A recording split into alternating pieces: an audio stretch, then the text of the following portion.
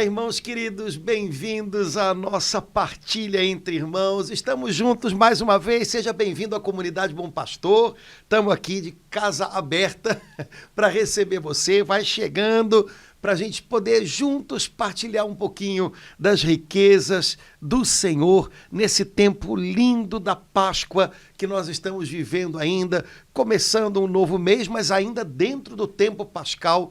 A certeza de que até a festa de Pentecostes, um trabalho lindo de Deus vai acontecendo dentro de nós e que vai gerar muito fruto ao longo desse ano. Laura, como é que estamos indo aí de tempo pascal, segurando a alegria? Vivendo na alegria, 7 semanas, né? 50 dias depois, 7 semanas de Páscoa. Que beleza a gente ter essas 7 semanas de Páscoa para a gente se preparar bem para viver a festa gloriosa, maravilhosa de Pentecostes. Estamos vivendo na força e na alegria do Espírito Santo, Padre Antônio. Então, vamos nós. Pentecostes é Páscoa na gente, né? O Frei Raniero Cantalamessa tem um livrinho dele muito simpático, pequenininho assim, O Mistério da Páscoa.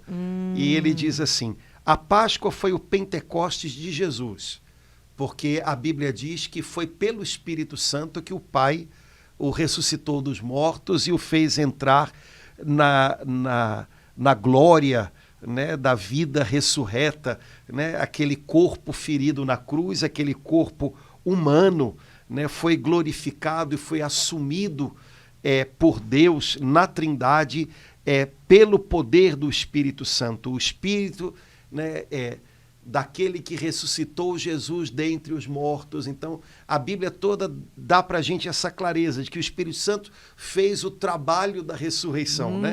Então, o Frei Cantalamessa diz: na Páscoa, Jesus teve o seu Pentecostes.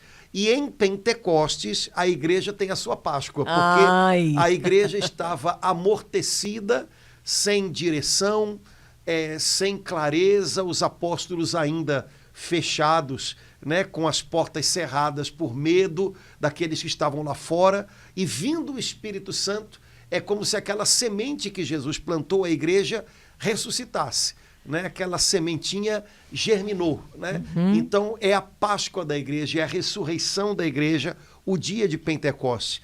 Então também deve ser para a vida de cada cristão uma Páscoa, um ressurgir, um recomeçar a festa de Pentecostes. Acho que é uma boa maneira da gente preparar a festa, né? Dizem que uma festa é bem comemorada se ela é bem preparada. Então é uma boa maneira de preparar a festa de Pentecostes se a gente pensar, bom, tudo aquilo que eu ouvi sobre a Páscoa, tudo aquilo que eu tenho aprendido sobre a Páscoa, agora tem que acontecer em mim. E Pentecostes né, é um dia propício a isso, é uma festa propícia a isso, que eu tome posse dessa ressurreição pascal, né, no dia de Pentecostes acontecendo na minha vida. Agora, Padre Antônio, mesmo não liturgicamente, o desejo é a gente viver a festa de Pentecostes o ano inteiro. O ano inteiro. A festa só tem um dia, né?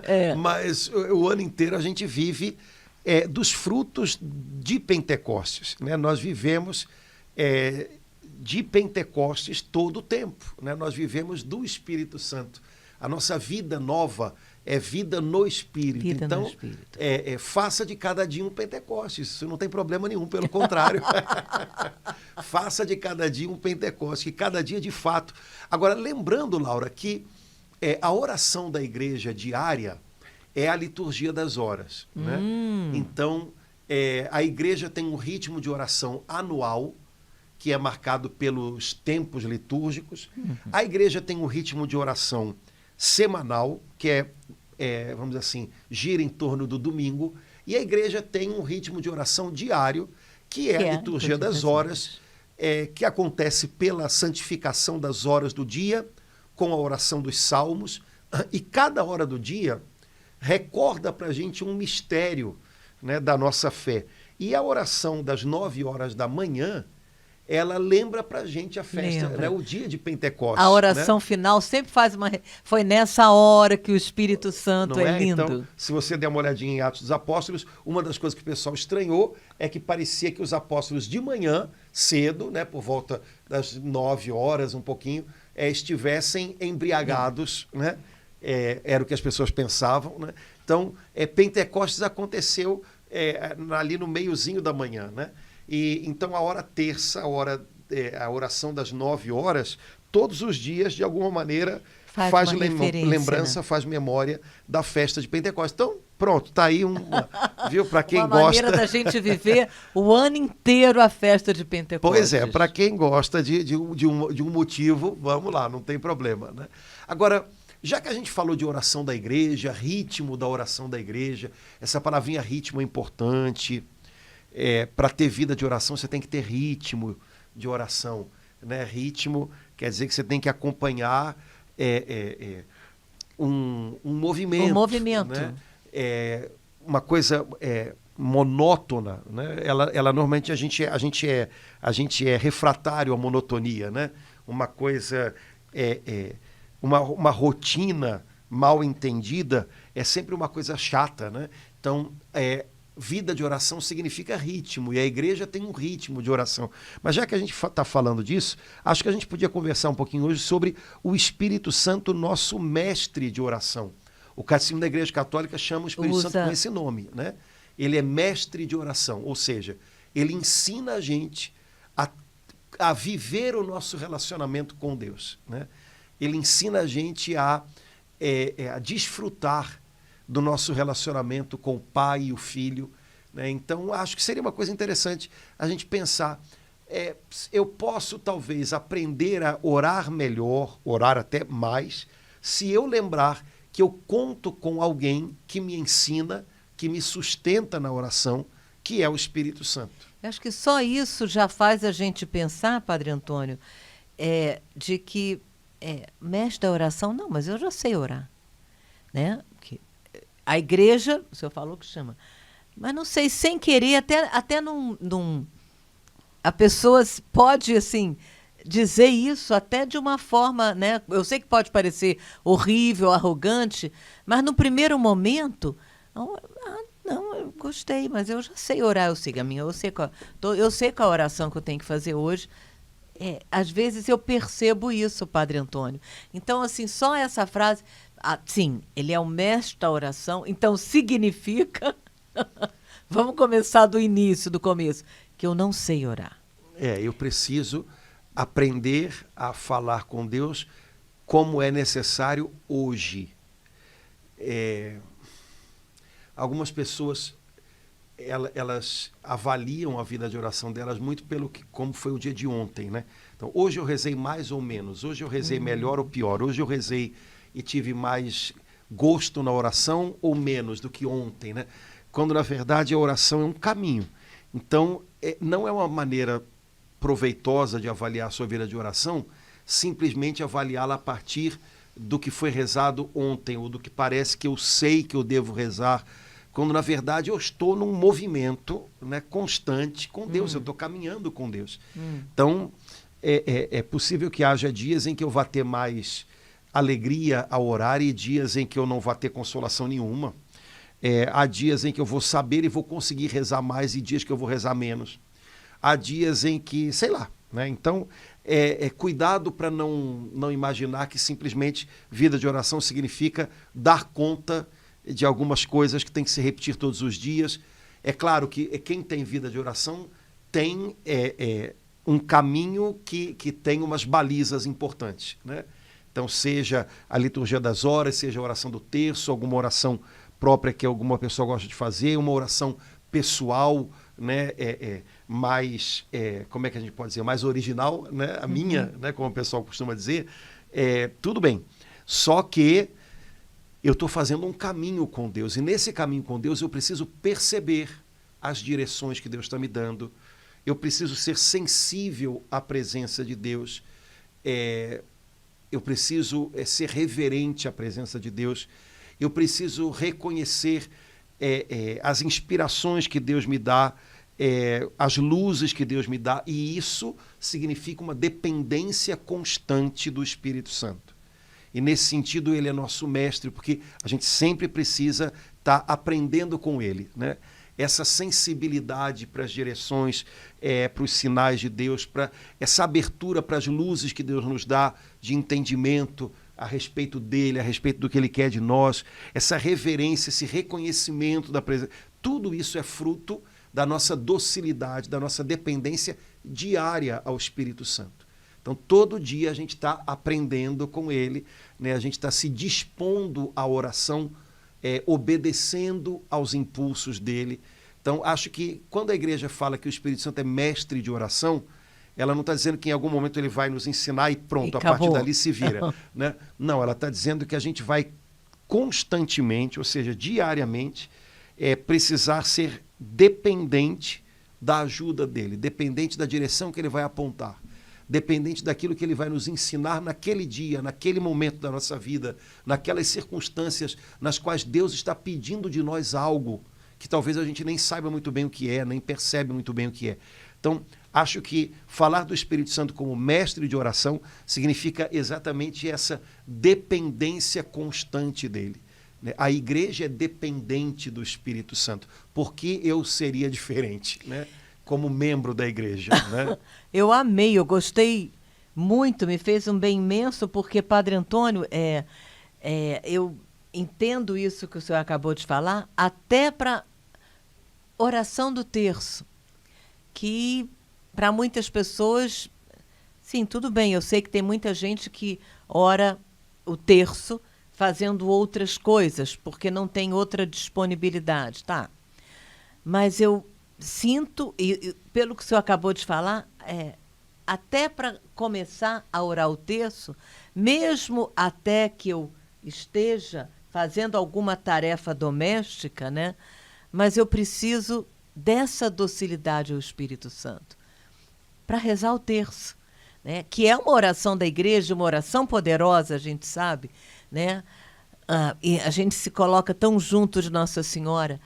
Então, enquanto o senhor estava... Isso que o senhor acabou de falar, assim, só me ajudou, e eu acho que está ajudando a cada um a entender que até para rezar o terço eu preciso do Espírito Santo, exatamente para não rezar o terço maquinalmente, como às vezes a gente vê por aí, mas para rezar o terço na força do Espírito Santo, né? Sim.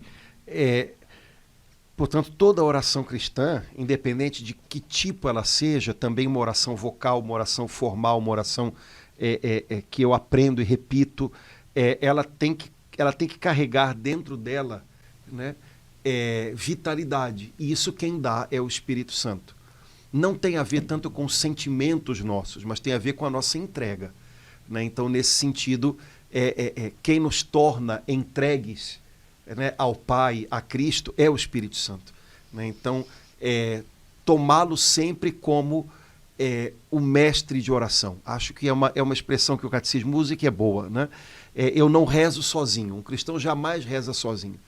E, portanto, eu também não devo rezar como se a iniciativa fosse toda minha. O Espírito Santo me convida à oração.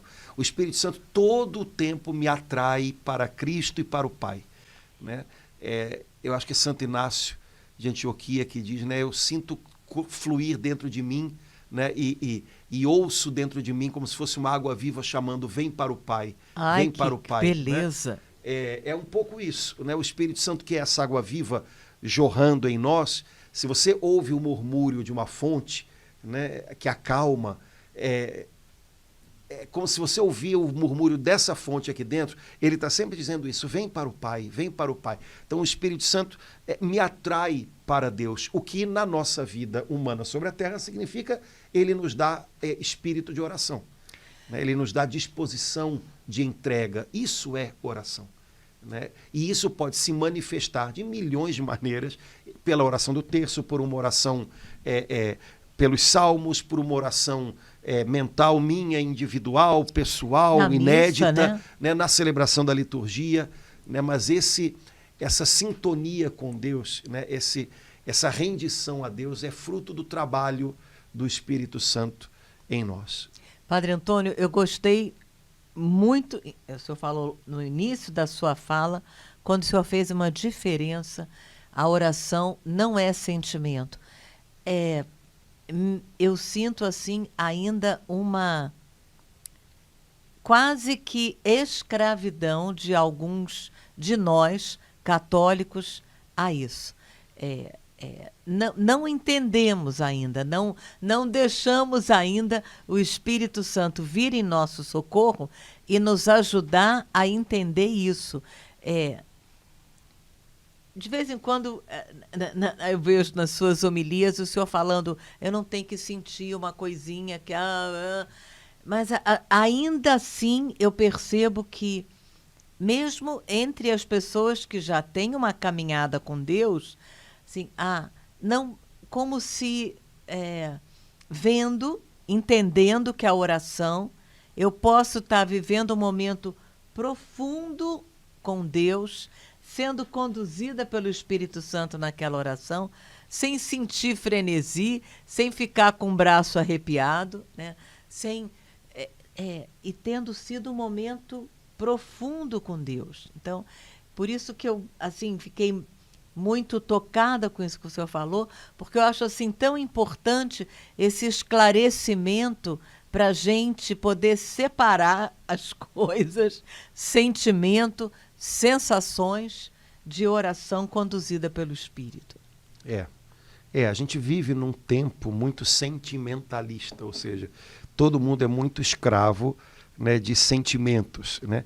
Sentimento é uma parte da gente, por isso que é ótimo quando a gente sente alguma coisa na oração, porque a gente também é sentimento, mas a expressão que você usou é boa, né? Ser escravo de sentimentos é ruim, porque eu vou medir o meu relacionamento com Deus pelos meus sentimentos, e os meus sentimentos não são uma boa medida para muita coisa, não.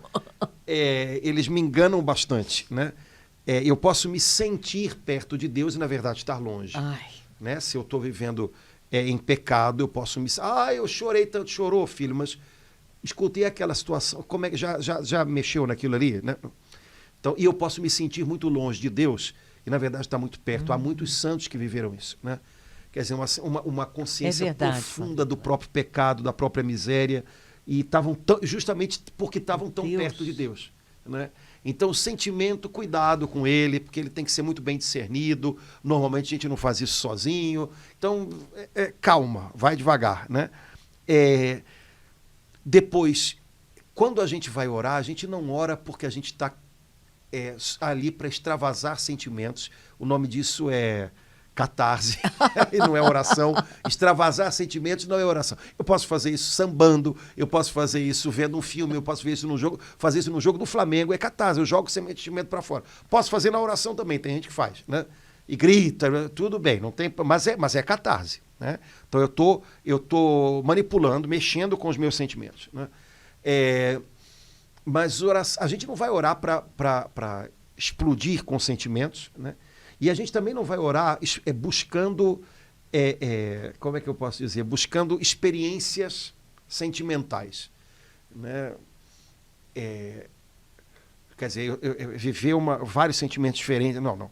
A gente vai orar para buscar Deus. Então, eu posso ter um encontro com Deus e isso, de fato, me mover no sentido de me emocionar, né? De me comover. Ok. Eu posso ter encontros tão profundos e verdadeiros com Deus que não me comovam dessa maneira mais imediata, mais sensível. E uma coisa não é menor do que a outra. Né? Eu acho que a gente podia fazer mais essa distinção. Né? A gente costuma usar essa distinção para falar em outros temas, né? Também, por exemplo, das coisas que a gente faz para Deus. Uma coisa é Deus, outra coisa são as coisas de Deus.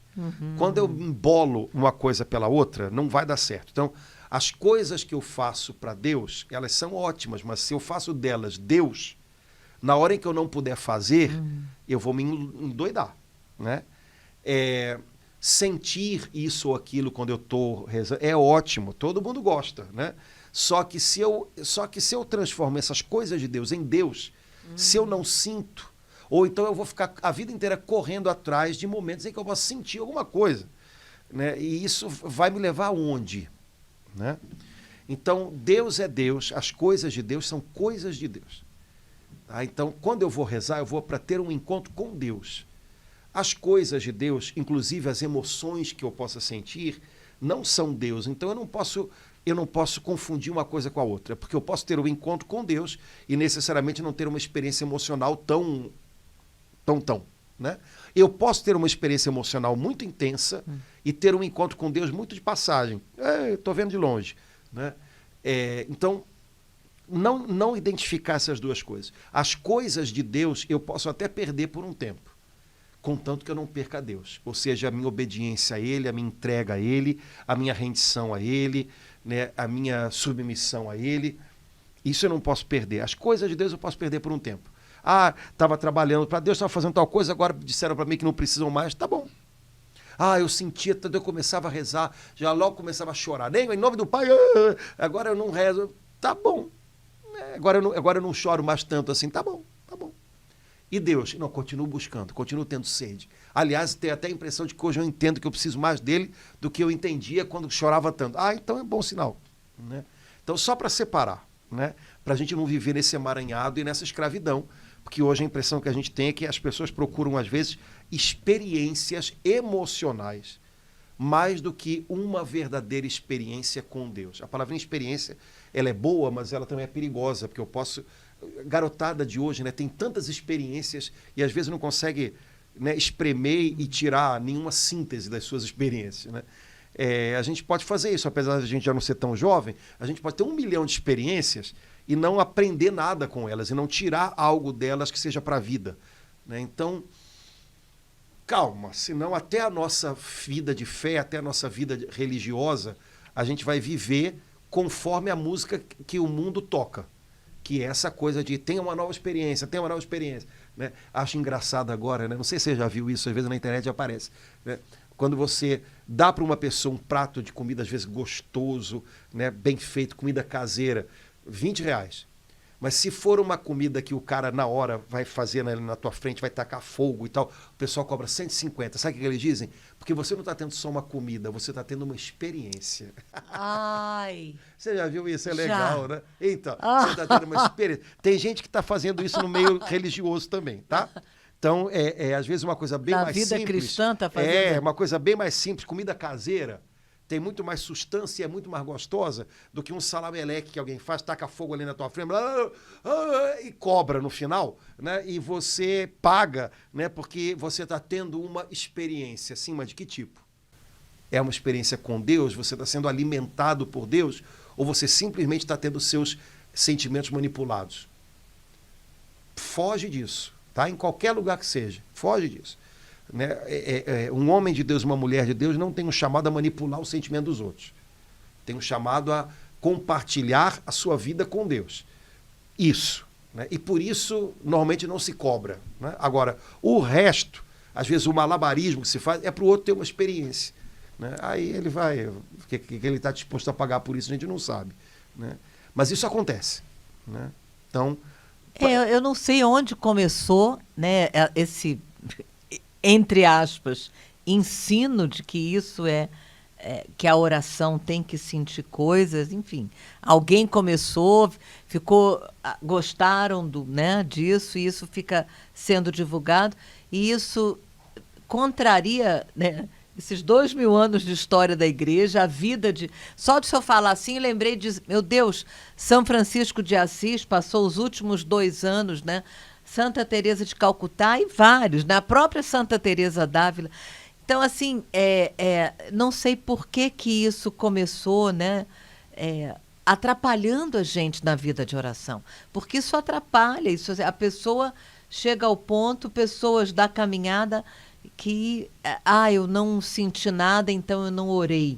Então, por isso que foi bom, logo no início o senhor falou isso, né, para a gente não ficar julgando, né. Então, eu participei, hoje eu pude participar da missa, fiz a liturgia das horas, rezei meu terço, mas eu não senti nada, não veio. E aí, como se a pessoa não pudesse viver isso, porque algumas vezes, né, Deus permite que a gente viva isso, até para a gente ter outras experiências de verdade com ele, né? Até porque quando você tem muitas experiências com coisas de Deus, o risco que você corre é se distrair de Deus. São João da Cruz, não é muito a minha linha não, mas São João da Cruz insiste, bate muito nessa tecla, né? Ele era muito reticente com certo tipo de experiências, porque ele considerava que essas coisas, na verdade, mais tiram a atenção de Deus realmente do que ajudam a pôr a atenção nele, né? Então, certo tipo de consolação, que é o nome que a gente dá para isso, né? O nome técnico, né? Certo tipo de consolação, todo mundo quer e todo mundo gosta, não é uma questão de falar que não, né? Mas buscar isso como uma chancela para a sua oração é uma fantasia. E, repito, pode ser muito perigoso. Porque há muita gente que pode pensar que está perto de Deus.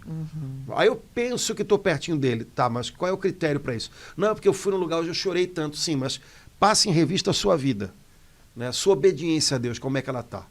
Né? Hoje há algo na sua vida que você sabe que ofende a Deus. Então, o que você teve foi uma experiência emocional, você chorou. Deus pode até usar isso para talvez te alertar. Olha, você está trocando essa consolação, essa paz que eu posso te dar por alguma outra coisa e tal. Mas não achar que então eu posso descansar nisso. Né? Assim como quando você não sente nada, não se desesperar e achar que você está perdido porque não sentiu isso ou aquilo. Né? Então, nós somos também sentimento. O problema é que nós vivemos numa época de sentimentalismo. E todo ismo é perigoso, né?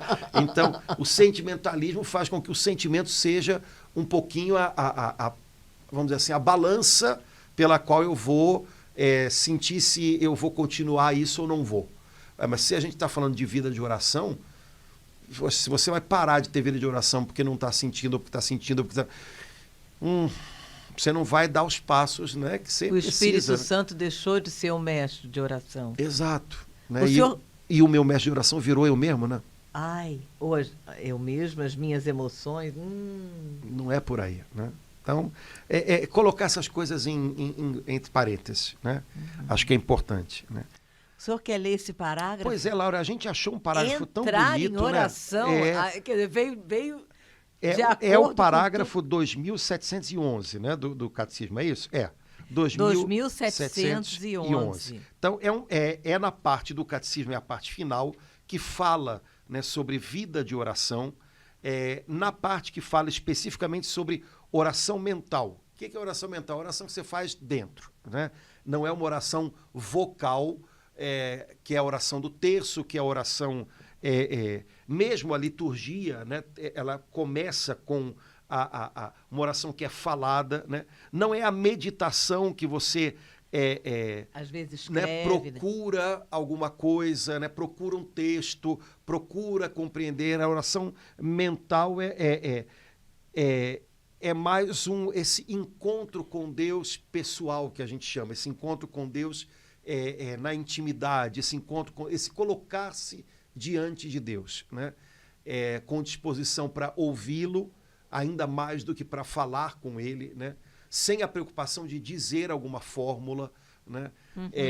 Pode acompanhar a oração vocal, mas nesse momento, a oração mental, você já não tem a preocupação de estar tornando sua uma oração que já foi feita por outra pessoa, né? Sem a preocupação de procurar alguma coisa para entender, como na meditação.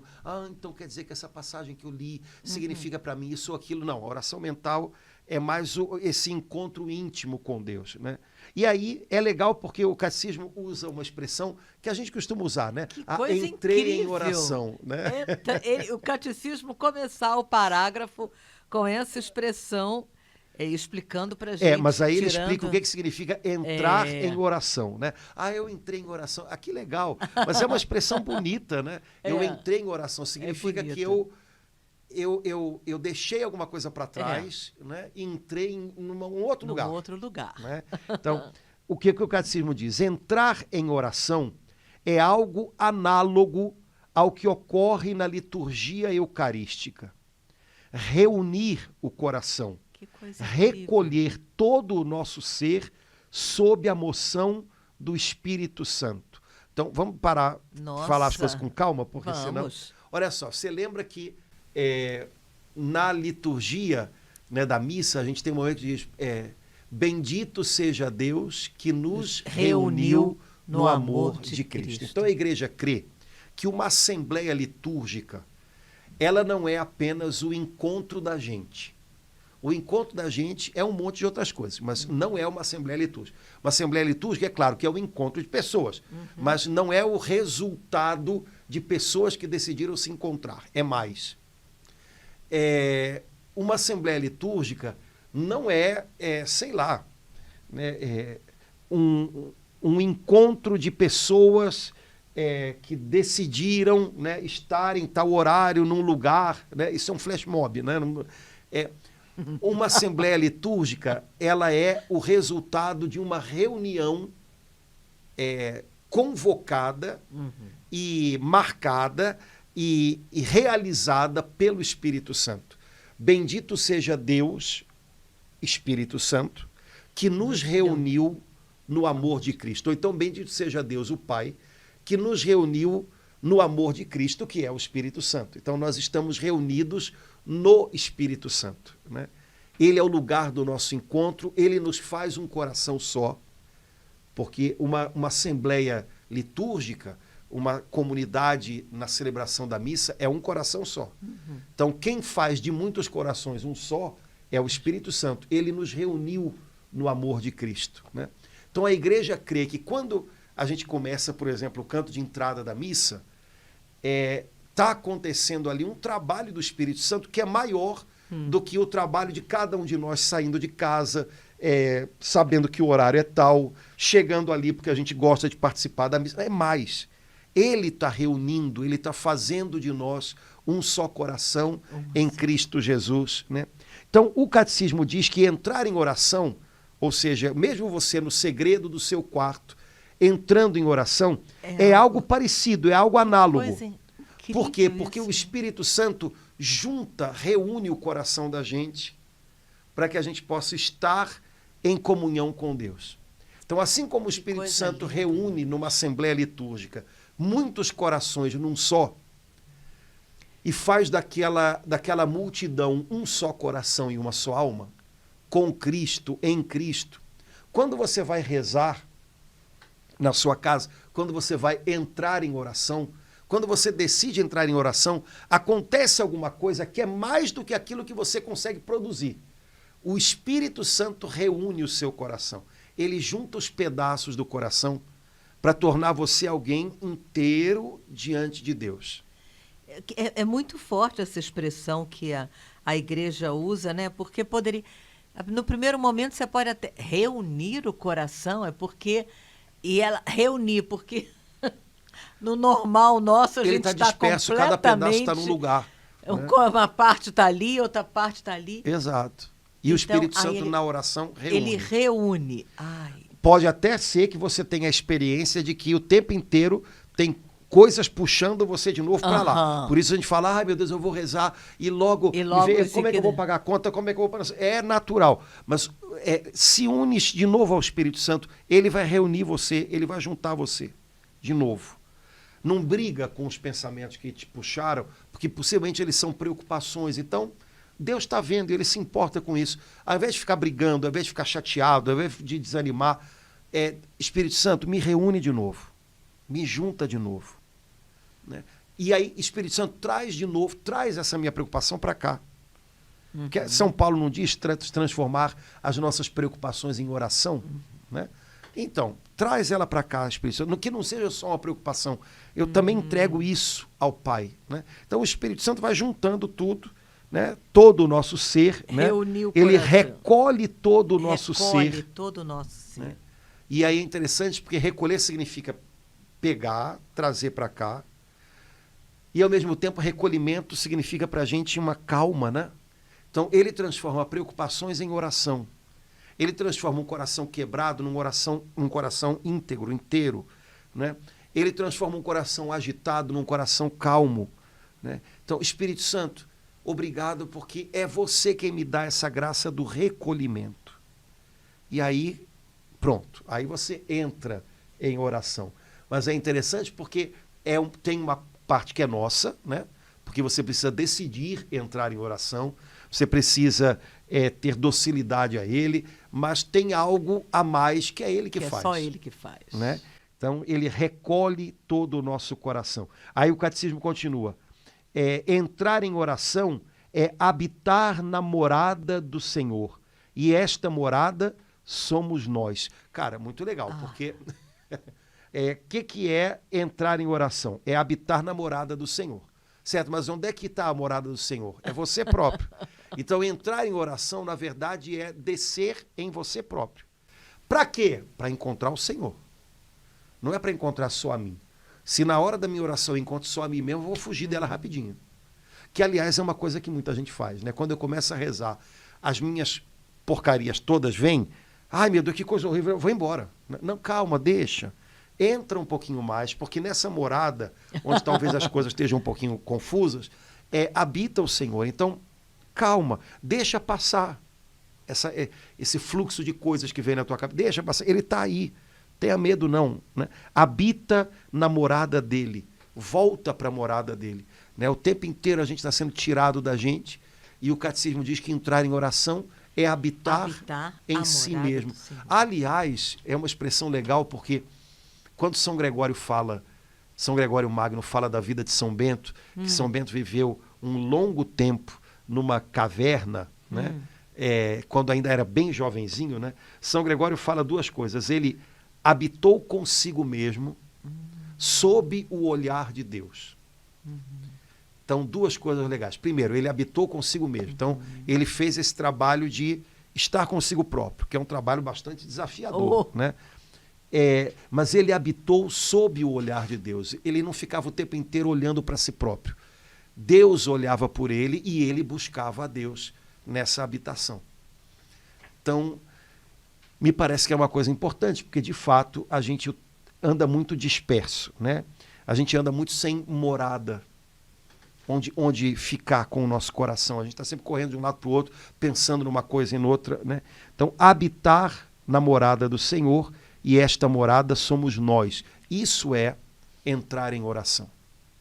Né? Então, tem que fazer esse trabalhinho. Estou entrando. Essa partezinha agora, essa morada somos nós, ela já tira, assim, aquilo que a gente estava conversando no primeiro momento, né? Das pessoas que vão correndo para cá e para lá, esqueceram dessa parte aqui, né? Que a morada de Deus somos nós. Tem que haver um equilíbrio entre o buscar, né, fora, às vezes, um lugar, uma comunidade. Um cristão é sempre alguém em comunidade, né?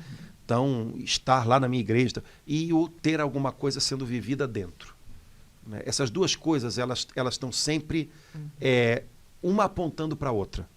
Quando há um desequilíbrio nisso, ou a pessoa pensa, é aqui, Deus está comigo e tchau, e isso não é nada cristão, ou então eu tenho que ir, porque o lugar onde eu estou é que vai fazer a minha oração. Vai com calma nisso. Né? O lugar onde você está pode te ajudar, pode te atrapalhar, pode te fazer ter uma experiência emocional, um monte de coisa. Então, mas todos nós procuramos em algum momento um lugar onde a gente fosse ajudado e onde a gente é ajudado. Ok, mas não esqueça que tem algo que é você quem vive, é você quem busca, né? É dentro de você que acontece. Ninguém pode fazer isso no seu lugar. É preciso trabalhar isso também. Né? Então, esse equilíbriozinho tem que acontecer. Né? Entrar em oração é despertar a fé. Gostei disso, né? A fé está aqui, negócio que às vezes ela está dormindo, né? Então, quando eu entro em oração, eu estou despertando a minha fé. Ei, acorda, cadê? Vamos lá, reaja, né? Para entrar na presença daquele que nos espera. Olha que nome bonito para Deus. Quem é Deus? Deus é aquele que me espera. Deus é aquele que me espera. Bom isso, né? Porque ele já está lá e está me esperando. Eu é que não estou. Né? O ausente não é ele, o ausente sou eu. Né? Muitas vezes o ausente é a gente. Que coisa linda a gente pensar nisso. A cada dia na hora que for fazer o sinal da cruz, bom, Deus está me esperando ali. Na missa, Deus está me esperando ali. Na reunião com os irmãos, no grupo de oração, Deus está me esperando ali. Lindo demais, Padre Antônio. Entrar em oração é entrar na presença daquele que nos espera e fazer cair nossas máscaras e voltar nosso coração para o Senhor que nos ama. Então, olha só, fazer cair as nossas máscaras é algo bem duro, uma expressão dura, né? Forte. Mas junto com essa, logo depois está, e voltar o nosso coração para o Senhor que nos ama. Deus não ama pessoas, Deus não ama máscaras, Deus ama as pessoas que estão atrás das máscaras. E quando a gente vai rezar, a gente pode deixar a máscara cair sem medo de que ele deixe de nos amar, porque na verdade ele não ama as máscaras, ele ama a gente. Amém. Né? E quando elas caem, a gente pode ter um relacionamento sincero com ele. Sinceridade tem a ver com deixar máscaras caírem, né? Porque sinceridade dizem que tem a ver com sem cera, né? Que as máscaras eram feitas de cera, né? Então, sem cera, ou seja, sem maquiar nada. Coração sincero é o que o Senhor deseja. A Bíblia diz muito isso, né? Então, quando eu vou entrar em oração, posso deixar cair as mãos. Não preciso explicar tudo, arrumar tudo. Não preciso fingir que eu sou alguém que eu não sou, né? Que eu não estou conseguindo ser. Senhor, o Senhor sabe o que tem e está aqui. É isso. São essas feridas aqui, são essas necessidades aqui, são essas burradas aqui, né? As máscaras devem ser tiradas e nós devemos voltar o nosso coração para o Senhor que nos ama. Então, ele tem sempre o coração dele voltado para a gente. Ele nos ama. O nosso coração, que às vezes está voltado para outras coisas, né? Então, isso é entrar em oração. Eu vou voltar o meu coração para ele de novo, né? E vou fazer isso 1 milhão de vezes, até que, de fato, o meu coração, como um girassol, esteja direcionado realmente para ele, né?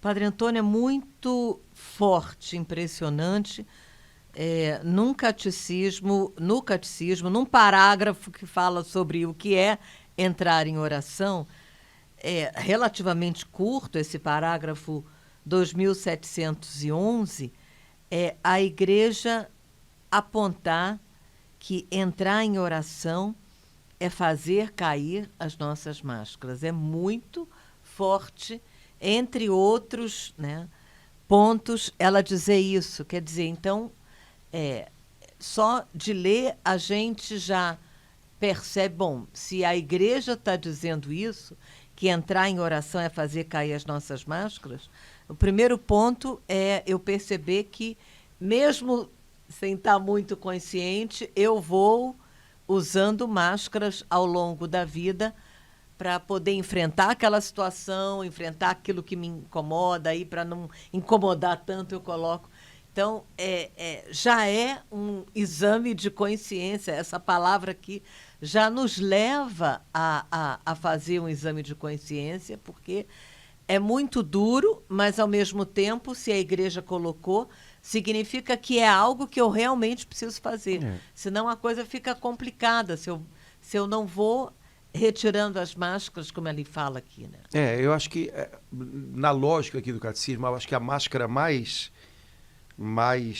talvez, que a oração por si só ajuda a cair, é a máscara da autossuficiência, né?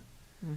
Quer dizer, eu dou conta, eu faço as pessoas imaginarem que eu, né, estou no controle, que eu sou uma pessoa muito respeitável, e de repente basta eu estar diante de Deus se eu vou entrar em oração e fica evidente que eu preciso de ajuda, eu não estou pronto, né? Eu não sou tão respeitável quanto eu gostaria que as pessoas imaginassem, né? Eu acho que essa máscara da autossuficiência, por si só, a oração sempre faz com que ela caia logo por princípio, porque só reza quem descobre que precisa de ajuda, né? Então, às vezes, são justamente os momentos em que a gente se depara com a nossa impotência, com a nossa impossibilidade, que nos fazem mais experimentar isso, né? Então, uma pessoa que tem muitos recursos, de repente, diante de uma notícia X, ela percebe, eu não tenho eu não sei resolver isso, eu não posso resolver isso. E talvez nessa hora ela vá lembrar de rezar. Né? Então, esse momento é importantíssimo na vida de cada um de nós. Né? Não é apenas uma, entre vírgulas, deixar cair a máscara, é fundamental para a gente entrar em oração, para a gente ter comunhão verdadeira com Deus. Como é que as doenças de toda forma, Padre Antônio, aí até emocionais, psíquicas, espirituais, nos ajudam a deixar cair as nossas máscaras, né? Sim. E por isso, tudo que tem muito cara de teatro para Deus é intragável. Ai, tudo que tem... Muito cara de teatro, porque a gente esconde atrás do teatro, da gente, né, a nossa autossuficiência. Né? Então, lembra do publicano e do fariseu, né? Ai. Obrigado, Senhor, porque eu não sou como aquele... muito teatral, muito, isso aí para Deus, né? Porque não tem cabimento. Né? Peraí. Para mim, né? Quase você, você vai querer dizer... Fala sério, fala sério, né? Então, tudo que é muito teatralizado, pula fora, tudo que é muito afetado, pula fora, né? Isso tudo é intragável para Deus, né? Porque Deus só quer uma coisa, sinceridade. Padre Antônio, as pessoas vão dizer, de vez em quando já me disseram, Laura, você sempre fica se reportando a ele, mas eu não tenho como, eu amo aquele ladrão que estava ao lado de Jesus, aquela oração que ele fez, né, Padre Antônio, vendo isso tudo, vendo como ele estava, vendo a vida dele, Senhor, lembra-te de mim, muito semelhante à oração do publicano, né? Eu não sei, é comovente. Esse moço que estava ao lado de Jesus na cruz, ele me ajuda muito, ele me ensina muito sobre oração. Ele pediu a Jesus para lembrar dele. Ele não tinha nada para... Pois é, Padre Antônio. Para apresentar a Jesus, nada, né? Só... Então, cuidado com isso, né? São Bento fala muito de discrição. Toda virtude virtuosa é discreta. A virtude é tímida, tem um autor que diz isso, né? A virtude é tímida, ela é refratária a se mostrar, né? O orgulho é muito, né? Então, discrição, também na vida de oração, também na oração. Tudo que é afetado demais, tudo que é indiscreto, devagar, né? Porque Deus quer sinceridade, né? E outras coisas, talvez muito teatrais e tal, não vão bem, né? A liturgia da igreja, por exemplo, a gente falou isso antes na época da Semana Santa, nunca é um teatro, né? Mesmo quando a igreja faz gestos como lava-pés e tal, não é um teatro, não é uma representação, né? É outra coisa, porque um teatro é uma representação, não é verdade. Não é verdade. Fale com qualquer ator, às vezes ele vai dizer, eu tive que fazer uma comédia, eu por dentro estava mal, estava triste, e tive que fazer a comédia, né? Aquela peça que era uma comédia. Então não é uma verdade, não é sincero. Isso para Deus não rola, não. Né? Então, atenção com isso, cuidado com isso. Né? Por fim, termina o texto, né? Afinal de contas, para que eu entro em oração? A fim de me entregar a Ele como uma oferenda que precisa ser purificada e transformada. Então, o propósito de toda a oração, de modo especial da oração mental, que é esse momento íntimo com Deus, é entregar-se. Entregar-se. Né? Não é apresentar a Deus algo pronto, mas é entregar-se para ser purificado e transformado. Né? O propósito da minha oração é que, ao final da minha oração, eu perceba que eu me tornei uma oferta a Deus. Eu fui para rezar, eu não era uma oferta, eu era revolta. Eu era um problema a resolver. Eu orei e quando terminou a oração eu percebo, eu sou uma oferta nas mãos de Deus.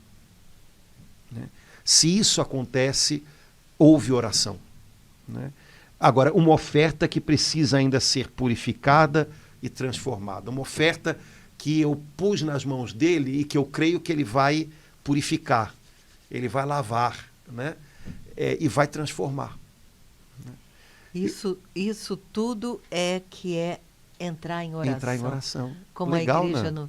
nos ensina. Meu Deus, se alguém for perguntar hoje, e essa expressão, como é que a gente entra em oração? Olha, parágrafo 2711 do Catecismo da Igreja Católica.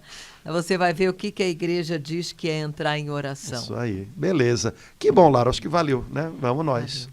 Valeu mesmo, Tá Padre certo. Antônio. Irmãos queridos, então estamos caminhando com o catecismo. No final das contas, estamos falando sempre do Espírito Santo, porque é ele quem realiza essas coisas todas ele em nós. Ele é o mestre da oração. É o mestre da oração, somos aprender. dependentes dele. Agora, ser dependente do Espírito Santo é ótimo, porque ele é fiel, né? Ele é Deus e ele é fiel, ele não vai nos abandonar a nós mesmos, ao contrário, né? Se ele percebe a nossa dependência, ele se prontifica imediatamente a estar ao nosso lado para nos socorrer. Então, contando com ele, lute, né, e cuide da sua vida de oração. É um grande tesouro que você pode fazer render, não é isso? Como Jesus diz na Escritura, tá bom? Laura, um abração para os irmãos que estão com a gente. Até a próxima, se Deus quiser. Tchau, irmãos. Tchau, tchau. Até a próxima.